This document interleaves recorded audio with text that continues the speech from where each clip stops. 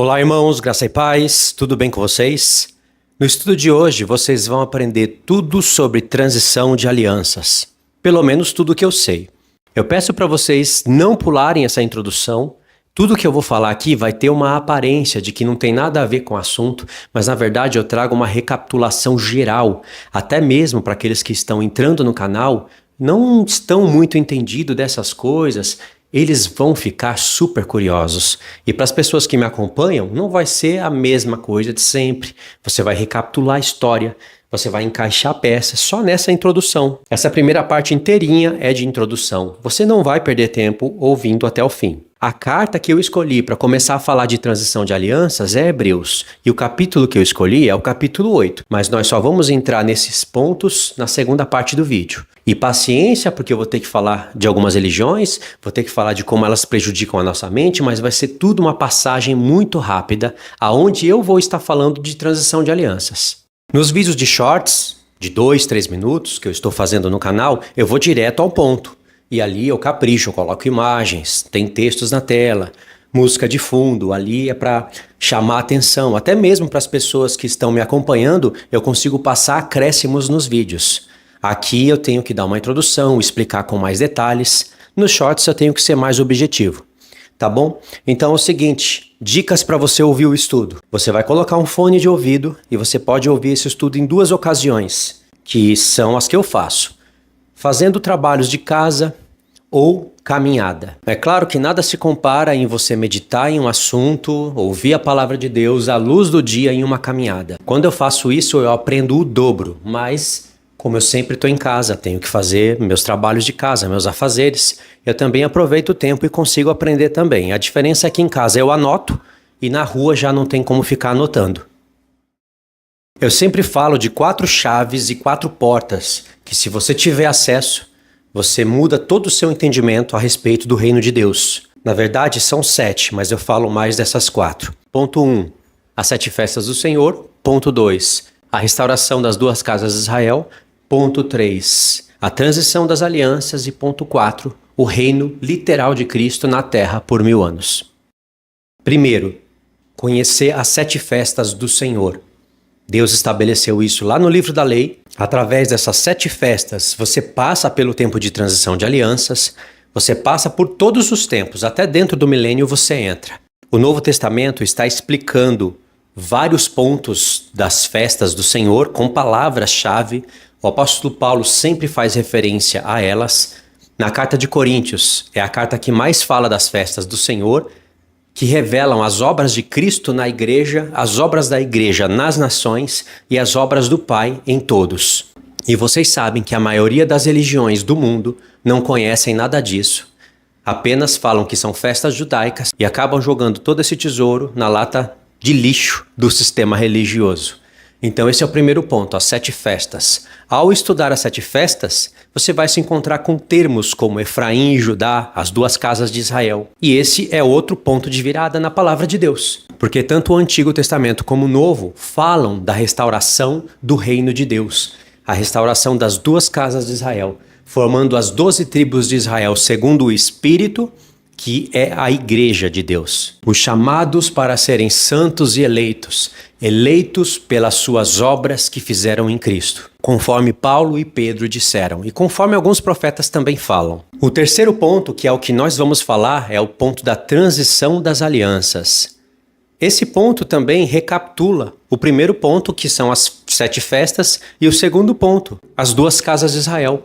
O Novo Testamento inteirinho é uma transição de alianças. Exceto o livro do Apocalipse, que não foca muito nesse ponto, mas tem ali versos que servem como transição de alianças, porque toca no tempo do último apóstolo, o apóstolo João. O livro do Apocalipse é um tema mais centralizado na última semana, no tempo do fim, e em tempos que antecedem a última semana. Então esse ponto de transição das alianças vai te livrar das garras do calvinismo, do adventismo, e das garras de qualquer outra seita existente, as quais ignoram todos esses pontos. E o quarto ponto é o milênio. Conheceu sobre os 3 primeiros pontos? Certamente você vai ter um entendimento amplo do milênio. E quando você visualiza o milênio da maneira correta, faz sentido com toda a escritura, Isso te gera uma fé extraordinária, porque você está visualizando o futuro. Você sabe sobre o poder da visualização.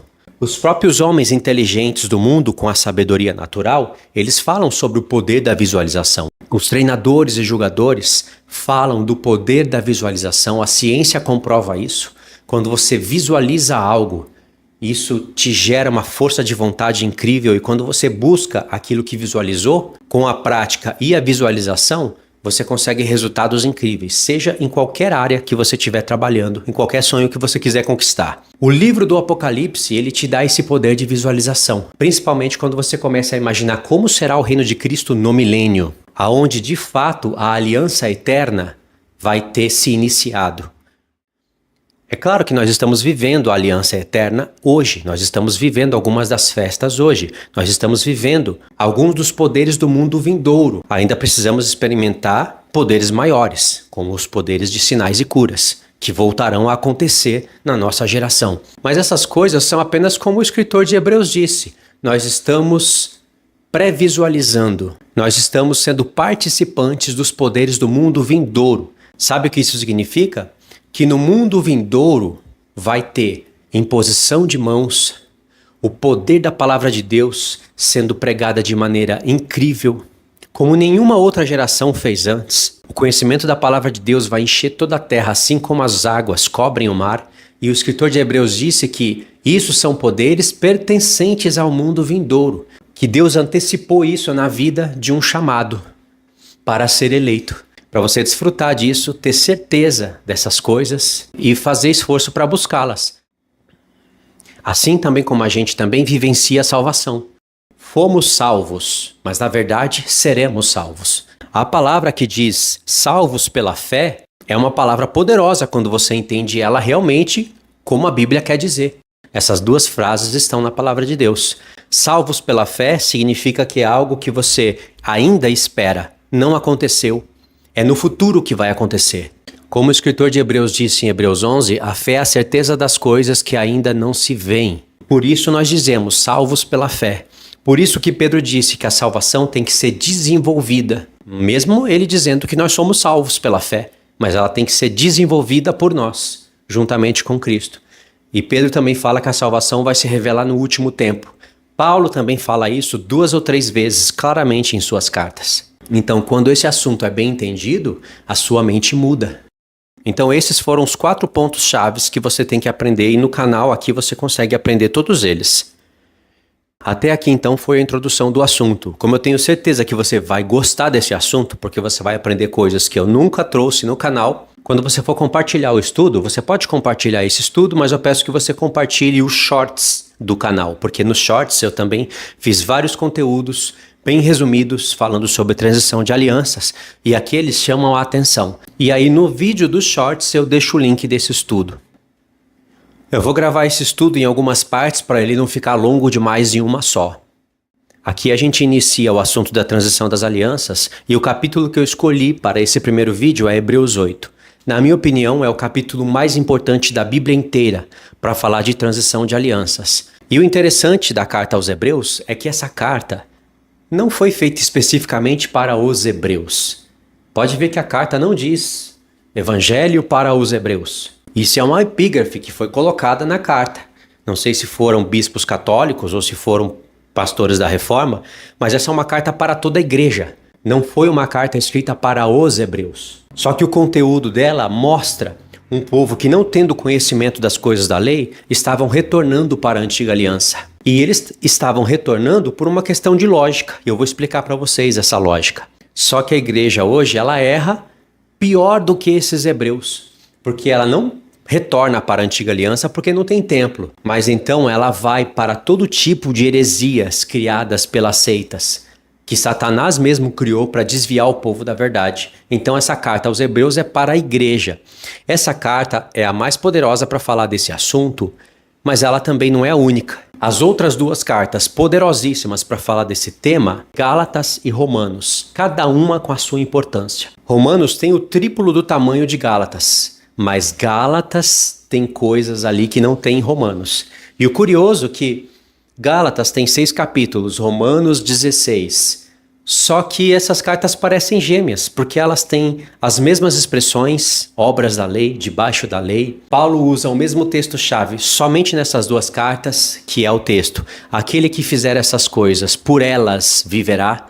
Esse é um texto de transição de alianças que os judeus usavam contra Paulo, descontextualizado de toda a lei. E aí Paulo, por esse motivo, ele pegou esse texto e usou nessas cartas para defender o evangelho. Porque esse é um texto poderoso e a igreja não conhece. Posso afirmar isso com toda certeza. Quando as pessoas usam esse texto, e é raramente isso acontecer, elas usam de maneira completamente equivocada, como se Paulo estivesse desprezando as coisas da lei por causa das coisas da fé. E o curioso é que quando os judeus leem essas cartas de Paulo, eles também têm a mesma sensação e por isso muitos deles resolvem não acreditar no Novo Testamento e em Jesus, porque Paulo parece que é contrário à lei de Deus. Mas Paulo não é. Eles não estão entendendo a mente de Paulo porque não entende a mente dos profetas. Então essa carta é curiosa porque nela não tem a expressão obras da lei, debaixo da lei, e a expressão circuncisão, que é uma palavra que Paulo sempre está usando. Mas em Gálatas e Romanos tem. Até Filipenses, que é uma carta de 4 capítulos, que a gente não fala muito dela, é uma carta poderosa para falar de transição de alianças. Efésios não tem a expressão obras da lei debaixo da lei, mas tem a expressão circuncisão ali no capítulo 2. Só essa palavra circuncisão é a palavra que guarda toda a antiga aliança dentro dela. Porque as igrejas não sabem o valor dessa palavra circuncisão e o que ela significa, que eles não dão bola. Eles preferem dar bola para a palavra fé, justificação, salvação, graça, vida eterna. Só que essas palavras poderosas do Novo Testamento, e que também tem no Antigo Testamento, essas palavras estão em contraste com obras da lei, debaixo da lei e circuncisão. Então, se você corta essas palavras, você cria buracos no Evangelho. Porque Paulo está contrastando uma coisa com a outra não é por acaso. O que Paulo está fazendo pelo poder do Espírito Santo é desvincular o judaísmo do cristianismo. Porque no tempo de Paulo, os judeus eram a arma mais forte de Satanás. Paulo chega a falar que os judeus eram inimigo de todos os homens. Olha o que Paulo disse em 1 Tessalonicenses 2, versos 14 e 15. Tanto é assim, irmãos, que vos tornastes imitadores das igrejas de Deus existentes na Judéia em Cristo Jesus, porque também padecestes da parte dos vossos patrícios as mesmas coisas que eles, por sua vez, sofreram dos judeus, os quais não somente mataram o Senhor Jesus e os profetas, como também nos perseguiram, e não agradam a Deus e são inimigos de todos os homens, a ponto de nos impedirem de falar aos gentios para que estes sejam salvos, a fim de irem enchendo sempre a medida dos seus pecados. A ira, porém, sobreveio contra eles definitivamente. Aqui Paulo está falando uma realidade da sua época. Paulo, que amava os judeus, Paulo, que disse em Romanos 9 que desejaria ser separado de Cristo por amor aos seus irmãos, não nega a realidade que os irmãos deles, os incrédulos, estavam fazendo, sendo inimigo de todos os homens. Depois que o evangelho alcançou todos os judeus que tinham que ser alcançados e começou a alcançar os gentios, aí Deus deu autoridade para Satanás começar a perseguir a igreja como ele queria perseguir antes, só que Deus barrava. Aí Satanás começou a usar os imperadores de Roma para massacrar a igreja de Deus com sofrimentos pertencentes aos sofrimentos da grande tribulação. Então Satanás, ele não queria de maneira alguma fazer o evangelho chegar a muitos. Satanás sabia que Deus tem os seus eleitos, mas Satanás também sabe que as coisas acontecem no tempo. O fato de Satanás saber que Deus sabe que Deus tem os seus eleitos antes da fundação do mundo, Satanás também é super inteligente e sabe que as coisas se resolvem no tempo. Quem dera se as religiões soubessem disso, que os eleitos antes da fundação do mundo são eleitos na base da presciência pelas suas obras, mas essas obras e essa eleição se resolve no tempo. Então, quanto mais Satanás conseguir desviar homens de Deus, ele vai tentar. Então ele não conseguiu impedir o Filho de Deus de morrer na cruz, ele não conseguiu impedir o evangelho de ser pregado em Jerusalém, não conseguiu impedir o evangelho de ir para os judeus, não conseguiu impedir o evangelho de ir para os gentios, mas ele bagunçou o tempo de transição de alianças. Olha só que interessante isso, a astúcia de Satanás. enquanto ele bagunçava o tempo de transição de alianças, misturando alianças, usando a lei de maneira descontextualizada, usando as palavras dos profetas de maneira descontextualizada, ele dificultava a pregação dos apóstolos e por isso que as cartas dos apóstolos são mais difíceis de ser entendidas. Por isso que as palavras de Paulo são mais difíceis de ser entendidas. Porque se o povo de hoje não tiver noção do que Paulo realmente lutava e como era a aliança de Deus na antiga aliança, o povo não entende verdadeiramente a nova. E aí sobra lugar para adventismo, para calvinismo, para testemunha de Jeová, para mormons, para todo tipo de seita que despreza aqueles 4 pontos que eu falei para vocês no início do vídeo. Então, só esse ponto 3, que é o ponto da transição das alianças, arruma toda a tua vida. Se a pessoa pular o ponto 1, que é aprender sobre as 7 festas, e pular o ponto 2, que é aprender sobre as 2 casas de Israel, mas se ela aprender o ponto 3, o próprio ponto 3 vai restaurar o ponto 1 e o ponto 2 na vida dela e ela vai entender corretamente como é o milênio de Deus e como é grande esse chamado. Como isso transmite uma alegria incrível no nosso coração. E é a esperança dessa promessa que nos livra de doenças literais, que nos livra de tantas coisas horríveis desse mundo. E é a esperança dessa promessa que vai livrar muitos santos de adoecerem no tempo da grande tribulação. Porque o tempo vai ser tão ruim, o tempo vai ser tão mau, que as pessoas vão entrar em depressão profunda. Os cabelos da cabeça vão cair. Os profetas dizem que haverá calvície em todas as cabeças. As pessoas terão a aparência muito mais envelhecida do que já tem hoje. Mas os santos que têm esperança no milênio, apesar deles passarem fome, sede, perseguições, eles vão ter a alegria dentro do coração, eles não vão ser abalados e eles ainda vão ter a aparência bem melhor do que as pessoas do mundo. Tudo isso por causa da esperança na palavra de Deus, da esperança do retorno de Cristo, deles entenderem que tem que passar pela grande tribulação, mas eles terem a plena certeza que vão ressuscitar e vão viver como reis e sacerdotes no milênio. Então veja, de um ponto de transição de alianças a gente pode falar de toda a palavra de Deus, como eu acabei de falar aqui resumidamente. Então a carta aos Hebreus, ela é poderosa porque ela tem um conteúdo tão significativo que ela acaba se alinhando com todas as demais cartas. Então, nunca despreze essas expressões, circuncisão, obras da lei, debaixo da lei. Tente entender o que Paulo está querendo dizer com essas expressões. Quando ele fala de obras, tenta entender quais tipos de obras ele está falando. Porque hoje nós estamos vivendo num tempo de apostasia e negacionismo bíblico. Vocês podem ver ali nos shorts que não tem como ser mais claro do que aquilo. Eu usei todos os recursos da inteligência artificial no mais alto nível que eu poderia usar. Imagens para auxiliar o entendimento, textos passando ali em cima para aprender o pessoal. E a fala minha foi uma fala exata, onde eu mostro os apóstolos falando que o homem é salvo por obras também, e não somente por fé, que as obras é o que mostra a fé do homem. O calvinista olha para esse texto, aonde Tiago diz: verificais, pois, irmãos, que o homem não é salvo somente por fé, e sim por obras. Olha, não tem como Tiago ser mais claro do que isso. E não tem como Tiago ter usado um exemplo melhor do que o pai Abraão, que foi considerado pelo Senhor o pai da fé. Então Tiago fala 2, 3 vezes que o homem é salvo não somente por fé e sim por obras. Usou Abraão e depois usou Raabe. O calvinista olha para isso e diz: não, você não entendeu o que ele quis dizer. O que ele está querendo dizer é que o homem, ele não é salvo por obras. As obras é apenas uma evidência da sua salvação que já aconteceu antes da fundação do mundo. Ou seja, irmãos, nós estamos vivendo num tempo de apostasia profunda.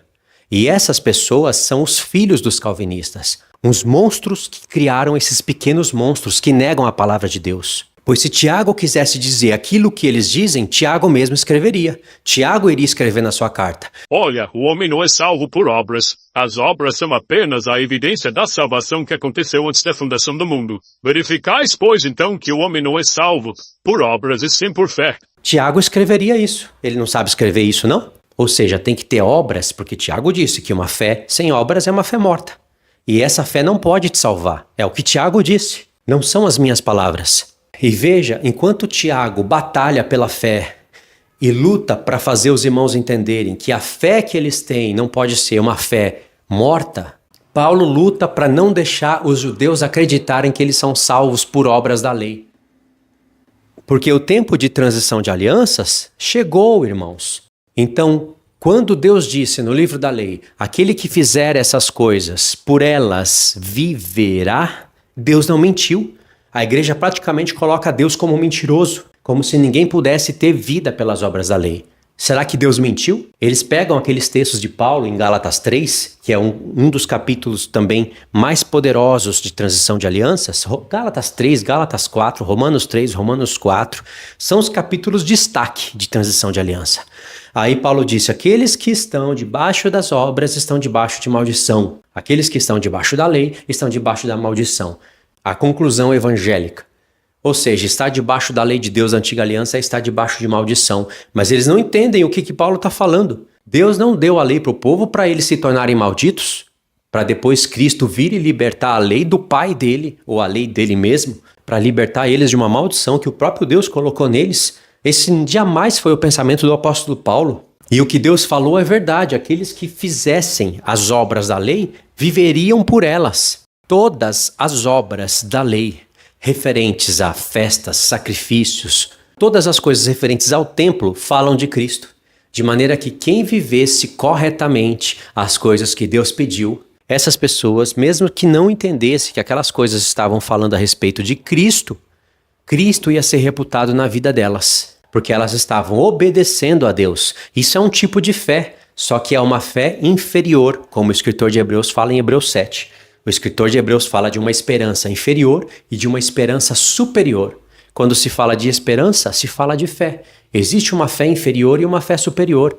Até na antiga aliança tinha fé, porque se você obedece o que está escrito, você obedece por fé num Deus que você não vê. No entanto, você tem que fazer aquele trabalho de obediência para poder viver. Na nova aliança, esse trabalho de obediência das coisas referentes à lei já não é mais válido. No entanto, entram outros trabalhos, que são realidades que estavam representadas nas sombras. Esses trabalhos da nova aliança, que são pertencentes à salvação, como o escritor de Hebreus fala em Hebreus 6, são as obras da fé. Sem as obras da fé, você não vai ser salvo. Vocês vão ouvir incansavelmente o sistema religioso dizer: nós somos salvos por fé, as obras são para galardão. São para isso, são para aquilo. Todas essas frases não se encontram dentro do Novo Testamento. São frases que pastores desviados da verdade colocaram na mente das pessoas. Pois Paulo disse em Romanos 2, a partir do verso 5, que a vida eterna vai ser retribuída para o homem conforme as suas obras. Na vida eterna não está a salvação e a justificação? Em Romanos 6, 5 e 6, Paulo fala que a vida eterna é dom gratuito de Deus. Mas em Romanos 2 ele fala que a vida eterna vai ser recompensada segundo as obras. Parece uma contradição por causa do sistema religioso evangélico, mas na mente de Paulo não é, porque a graça que é pregada pela reforma, pelos adventistas e pelo sistema religioso não é a mesma graça que está na palavra de Deus. A graça ela tem dois lados da moeda. Quando o chamado de Deus vem na tua vida, ele não vem por algum tipo de obra, seja obras da antiga aliança, seja obras da nova. Muitos judeus eram circuncidados grandes. Nem todo judeu foi circuncidado ao 8º dia quando era criança. Essa era a lei para quem já estava em aliança com Deus. Mas muitos judeus que se rebelavam contra Deus, depois tinha dispersão, depois eles voltavam para o Senhor, como tem no livro de Neemias, como tem em vários pontos da palavra, eles tinham que voltar à aliança com Deus e circuncidar depois de grande, e circuncidar os seus filhos grandes, para eles então fazerem parte da aliança de Deus e começar a fazer as coisas pelas quais eles viveriam. A vida eterna ia ser retribuída para esses, segundo as obras da antiga aliança, já que eles estavam vivendo naquela dispensação. Na nova aliança, essas coisas não podem ter validade. E é isso que Paulo está trabalhando, porque é de difícil entendimento. Mas Paulo estava ali para explicar. Só que assim como os judeus não entendiam isso, pelo menos os rebeldes, assim também os gentios rebeldes não entendem, porque no tempo de Paulo, milhares de judeus entendiam. Tiago era um dos cabeças no evangelho da circuncisão. junto com Pedro, junto com os demais apóstolos. E Paulo era o cabeça principal no evangelho da incircuncisão. Existe um só evangelho do reino, como Jesus fala em Mateus 25. Só que para a pregação, para judeus e gentios, tinha que distribuir o evangelho em duas partes. Essas duas partes iriam chamar esses dois povos de se encontrar em um único evangelho. E isso também é transição de alianças. Por isso que eu disse que Gálatas é uma das cartas mais poderosas para a transição de alianças. Então, muitas pessoas que viviam no tempo da lei de Moisés, elas não tinham condições de entender aqueles sacrifícios como sendo o Messias esperado no futuro. Eu acredito que Moisés entendeu, começou a entender isso lá perto do final da sua vida, mas Moisés especificamente não escreveu sobre isso. Muitas coisas que Moisés escreveu sobre as festas de Deus estavam num mistério. As pessoas não sabiam que aquilo era uma linha do tempo profético, que as próprias primícias que o povo trabalhava e entregava para Deus falava a respeito deles mesmos, falava a respeito de salvação de judeus e gentios, as trombetas que eles tocavam em todas as festas, em todos os sacrifícios e principalmente na festa das trombetas, refletia o evangelho no futuro, a mudança de alianças e até mesmo as coisas do livro do Apocalipse, porque lá tem 7 trombetas. Não tinha como eles saberem isso, irmãos. Só que o tempo foi passando, Deus foi levantando os profetas, e aí os profetas foram explicando o sentido das trombetas, foram explicando o sentido das festas, os profetas foram comparando as primícias com o povo de Deus, as trombetas com a pregação da voz do evangelho. Isaías foi o primeiro a pregar o Messias literalmente nas festas. Lá em Isaías 53, Isaías escreveu conscientemente que o Messias do futuro estava representado nos sacrifícios. Ou seja, Isaías entendeu. Muitos no tempo de Isaías entenderam. Isaías se tornou um recurso para os demais profetas depois dele entender. Mas Isaías foi o que falou com mais clareza, como também ele foi o que falou com mais clareza do reino milenar. Então já tinha um documento forte no tempo de Isaías. As pessoas já poderiam participar das festas e entender que aquilo falava do Messias. Davi, Salomão, Neemias, todos eles, quando praticavam as festas, eles visualizavam o Messias em tudo aquilo que eles faziam, diferentemente do tempo das pessoas que viviam lá no tempo de Moisés, Josué, Samuel. Elas ainda não tinham os documentos, a revelação de Deus. Mas aí do tempo de Isaías em diante, Deus foi abrindo cada vez mais as revelações do futuro. As coisas que estavam ocultas no livro da lei. E aí o povo foi entendendo que aquelas 7 festas não era uma sequência aleatória, tinha ali uma linha do tempo estabelecida para o futuro. E o tempo em que Deus designou para que todas essas coisas fossem ensinadas claramente para a igreja foi o tempo dos apóstolos. Paulo escreveu a carta aos Coríntios e mostrou a Páscoa, os asmos, as primícias, o Pentecoste, o dia do Pentecoste, o dia da expiação e a festa dos tabernáculos estão na carta de Paulo aos Coríntios. Só que as palavras que vão aparecer ali são essas: Páscoa, asmos, primícias e trombetas. A palavra expiação, tabernáculos não vai aparecer, mas o efeito dessas palavras, o que essas palavras representam, por exemplo, o derramamento do Espírito e aquelas coisas que Paulo fala em Coríntios, e também quando Paulo fala em 1 Coríntios 15 sobre a última trombeta, e quando Paulo fala convém que ele reine, é tudo coisas pertencentes às últimas festas. Então essa é a carta que mais tem as festas do Senhor. Nessa carta Paulo está tratando também da transição das alianças, e fica até difícil eu dizer qual carta que é mais importante depois de Romanos e Gálatas, porque em Coríntios, em Filipenses, em Efésios, tem pontos que não tem em Romanos e Gálatas, de maneira que todas elas se completam. Uma vez que Deus te abriu os olhos para esse assunto, você tem prazer em ler as cartas porque você entende, você não finge que está entendendo. E aí você consegue ver o erro dessas religiões, você consegue ver as pessoas soberbas dentro dessas religiões. E aqueles homens que têm aparência de homens educados, reverendos, comportados, ensinando o evangelho, aquelas pessoas têm coceira nos ouvidos, eles não suportam ouvir a sã doutrina.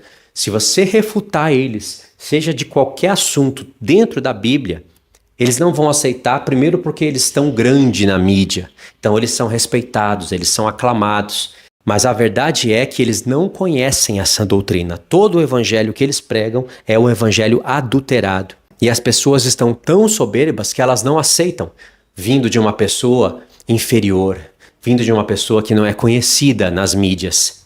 Mas a verdade é que Deus revela os seus segredos, a sua intimidade, para os seus servos, aqueles que não comercializam a sua palavra, aqueles que estão fazendo a sua vontade, buscando entender a palavra de Deus, não reverenciando a cães mortos, como João Calvino, como Martinho Lutero, que são assassinos literais e espirituais. Como que as pessoas vão aprender todas essas coisas que eu estou falando se as igrejas presbiterianas, se a CCB, se todas as outras religiões não ligam para isso? Como que Deus vai revelar essas coisas para elas se elas não se importam de verdade com a palavra de Deus? Se todas elas transformam o dízimo em dinheiro, se todas elas transformam a palavra de Deus em cursos metódicos baseados em filosofias humanas e vendem essas coisas como se fosse a palavra de Deus. O profeta ou o apóstolo, o chamado ou o eleito, que vender a pura palavra de Deus, ele já vai ser sujeito a um tribunal. Quanto mais ele vender heresias e dizer que essas heresias são palavras de Deus. Tudo isso que eu estou falando parece que não tem nada a ver com o tema da transição de alianças, mas tem, porque o povo não entende a palavra de Deus e tudo que eu estou falando por causa dessas coisas que eles desobedecem. Coisas que estão escritas literalmente, eles negam. Botam mulher como pastora, botam mulher para ensinar o que a palavra de Deus reprova, mas eles adulteram os textos. Eles fazem o texto falar outra coisa à força. Eles vão buscar outros textos para anular aquele que está escrito. Dizem que pontos das cartas de Paulo em relação às mulheres e coisas do tipo era só para aquela época, era só para a igreja de Coríntios. Quando Paulo diz essas coisas são as coisas que eu ensino em todas as igrejas. Mas eles negam, quando chega nesse ponto eles pulam o texto. E por isso que Deus fecha o coração dessas pessoas e abre, ilumina os olhos com o espírito de sabedoria e revelação das pessoas que não estão presas a essas coisas, que não querem se tornar pastoras, não querem ser aclamadas e ficarem recebendo elogios, mas se importam com a palavra de Deus. Deus fecha os olhos de um e abre os olhos de outro. Deus fecha o coração daquela pessoa que rejeita a palavra de Deus, mas abre o coração das pessoas que aceitam a palavra de Deus. É o que Paulo fala em 2 Tessalonicenses capítulo 2. Por não aceitarem o amor da verdade, Deus enviará a operação do erro para que eles creiam na mentira. É claro que aí é um grau de último nível, é um grau mais pesado. Paulo está falando de uma crença no próprio anticristo, mas foi enviada pelo próprio Deus a operação do erro. Não porque Deus não amou aquelas pessoas, não elegeu e entregou elas na mão do anticristo porque ele não quis salvá-las. Paulo disse porque rejeitaram a verdade que está no amor, ou, como está escrito, o amor da verdade. Deus quis, eles que não quiseram. Se eles rejeitam a palavra de Deus, o que sobra para eles? A mentira.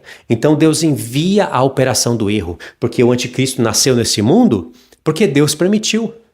Ele vai enganar as pessoas nesse mundo porque Deus permitiu. Mas só as pessoas que rejeitarem o evangelho até o fim que serão enganadas. Ou seja, pegando desse nível mais elevado, mais pesado do tempo do fim e retrocedendo, você tem hoje pessoas que olham para a palavra de Deus e falam: não, Tiago não quis dizer isso. Não, Paulo não disse isso. Não, isso daqui é só para o tempo de Paulo. Não, isso daqui está errado. Paulo era um pouco machista. Ele escreveu baseado só na igreja de Coríntios.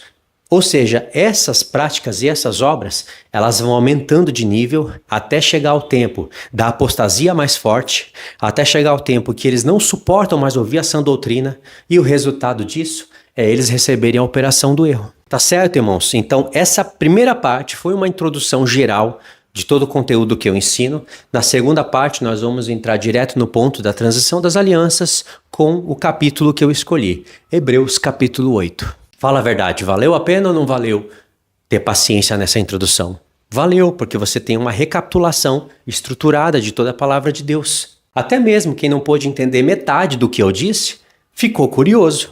Vai querer entender, vai querer abrir a Bíblia para verificar. E essas pessoas, em poucos meses, podem alterar todo o seu entendimento e alterar toda a sua vida. Porque se você muda a sua vida espiritual, tudo na sua vida muda. Deixa o like, deixa o seu comentário para as pessoas verem e saberem que esse conteúdo é bom. E deixa a sua dúvida também, se ficou com dúvida. Compartilha esse conteúdo, mas não esquece de compartilhar os shorts, aqueles que têm mais alcance. Esses vídeos que eu estou fazendo é para quem gosta mais de estudar e como é importante isso, né? Você pode falar mais livremente, falar os detalhes e falar por mais tempo. Ok? Fiquem todos na paz. Deus abençoe.